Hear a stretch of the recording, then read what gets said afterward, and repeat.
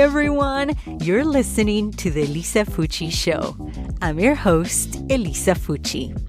I'm a motivational speaker, podcaster, an international best-selling book author, relationship life coach, and certified breathwork detox facilitator. They say real love takes work. Let me and experts from all over the world help you make being in a relationship fun and easy.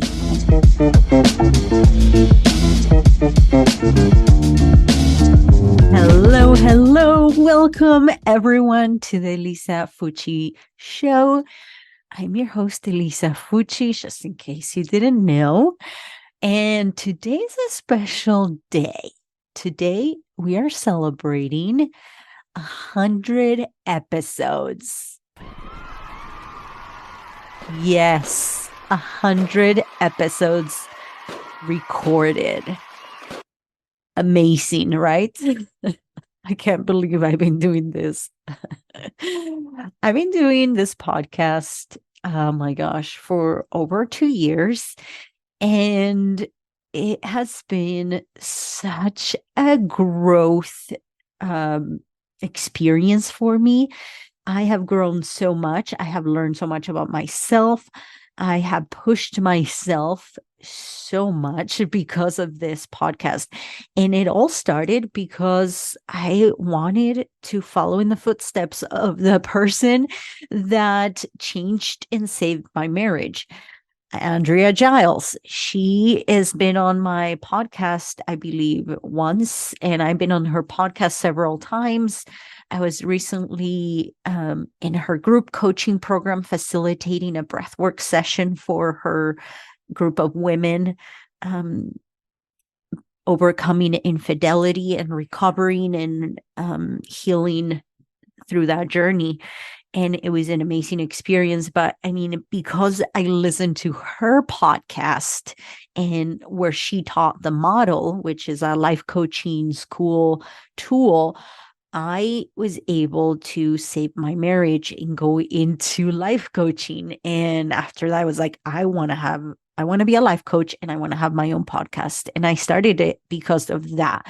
I had so much mind drama around starting a podcast, about knowing what to say, about my accent, my voice on a mic, and then just airing the first few episodes was insane. Like the imposter syndrome kicked in. I had so much fear because of what people would think and how they would judge me. Just knowing that what you have to share, your experience, your history, your knowledge, your voice, everything about you is out there floating for the entire world to hear.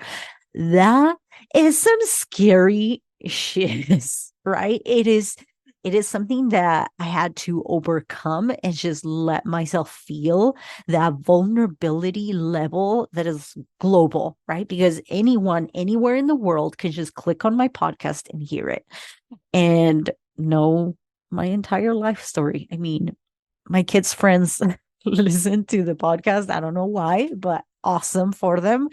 And they tell them, oh my gosh, I feel like I know you and I know everything about you because I hear your mom's podcast. I'm like, okay.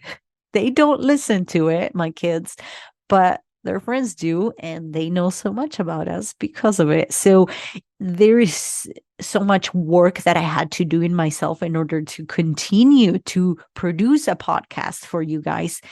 And it's been rough. It's been up and down. I'm not going to lie. There's been moments where I dread it. There's been moments where I love it and I look forward to it. And there's moments that I don't. But here I am, 100 episodes. And what better way to do this than to go over the most viewed or downloaded podcast episodes. And I pulled up what those were. And there's 3 episodes. There's a few, but I'm just going to use the top 3. And I just listened to them and I took notes, and I want to give you like my input and just put them all into one episode. So then if you want to, you can go back and listen to the whole episode and get more information. But if you want to just get everything, all the goodness of my top 3 podcast all in one, then stay tuned because I'm going to cover everything and my new view on those 3 episodes and just go over that. Okay. So the first one, the most downloaded podcast I have is episode 67, How to Have a Happy Marriage When You Are Growing Spiritually and Your Spouse is Not. Oof. This one is so personal to me and it still hits me. I'm not going to lie. It still is very personal to me and I still struggle with it. And, but not as much. Now it's like, yeah, oh well. Because spirituality and religion is such a big part of my life. So I made this episode because I wanted those women. I was part of a few Christian women's group on Facebook, and I noticed that the same pattern. A lot of women are just praying and waiting for their spouse to step up to do their role that God wants them to do, that they want them to do, to step into this strong spiritual head of the household, right? A lot of women are just waiting. And they think that just praying and waiting will get them what they want. And okay, don't get me wrong. I have faith. I pray for things, right? But as with everything, you cannot get what you want if you cannot let go of what you're holding on to. If you're holding on to this idea that what you have, like of something that in the future, something that's not there with you, if you are holding on to resentment that your husband is not doing the things that you want him to do, that he's less than, if you are judging him, if you are angry that he's not as spiritually strong as you want him to be, or maybe he has left the church altogether, or maybe you met him and he was doing all the things you wanted in a man to do, in a faithful man to do, and then he stopped doing them, and now you are holding on to resentment. You can't hold on to the resentment, the anger, the frustration, and welcome and receive what might be. And guess what? Yes, you can pray and ask for people to change, but people have agency. People can choose to continue to live their lives different than you, and God can't do anything about that. He can't. It goes against who he is, and that's personally what I believe. Okay? God can't infringe on our agency. So as much as you can pray and hope, I think it all begins with us. The change begins with us.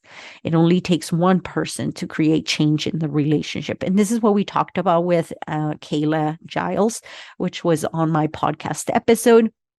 We talked about a lot of key points, and I'm going to go over them really quick, but mainly is right now, in order for you to start enjoying your marriage, in order for you to start being happy right now in your marriage without waiting for your husband to start doing the spiritual things, the spiritual work, you need to start seeing him right now as worthy and lovable.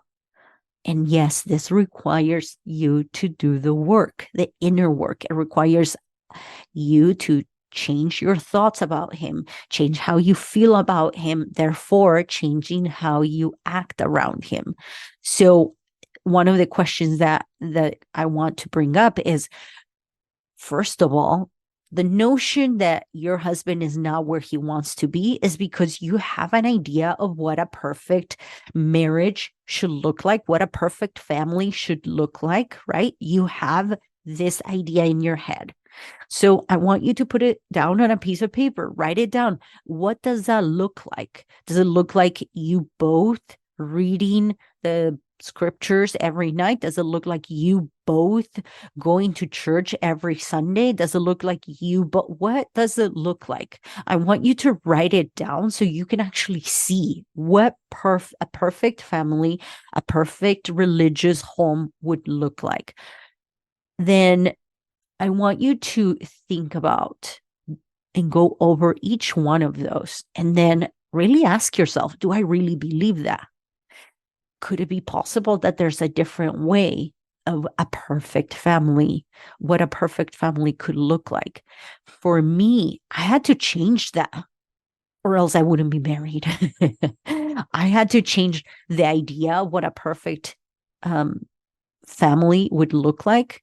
And while I was divorced, I had to change that again because it was just the three of us. And I had to change the perfect family for now looks like a mom and a dad living in two different households, and the mom doing all the work, like being everything to the kids, right? So, what does a perfect family look like? And then question it, question each one. Do you really believe this? Where did this come from? Who taught you that belief?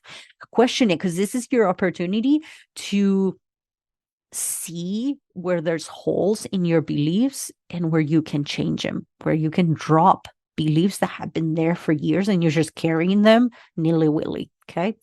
So then once you know what you want, what that looks like, I want you to ask yourself, why do you want it? Most of us don't do this work and we just go on autopilot. A lot of moms are on autopilot because they don't want to take the time. They say they're too busy. Been there, okay? Okay, I know.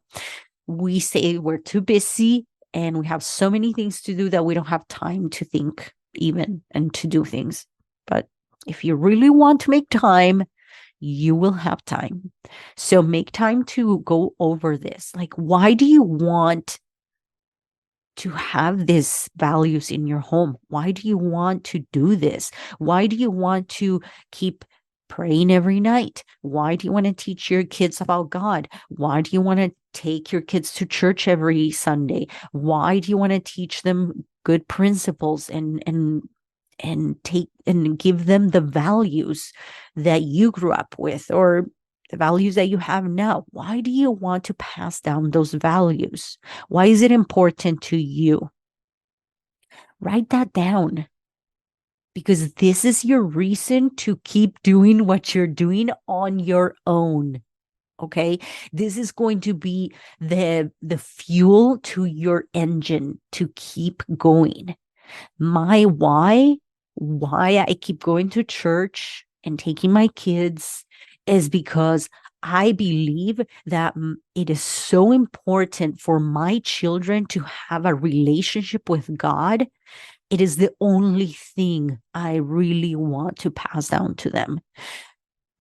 The most important one. I don't care what religion they eventually go to, as long as they know that they have a God that can speak to them, that can answer their prayers, that is there for them, and that loves them unconditionally. As long as they have that relationship, everything else doesn't matter. For me, it's important to pass that down because it is important. It has been my foundation in my personal life.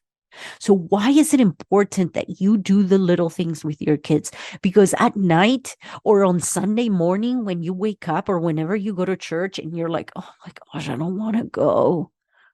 This is when your why will kick in.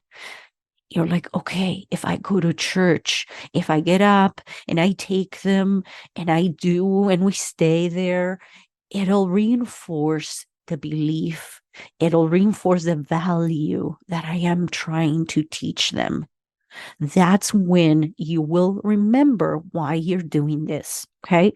So it's important to know your why, why it's important to you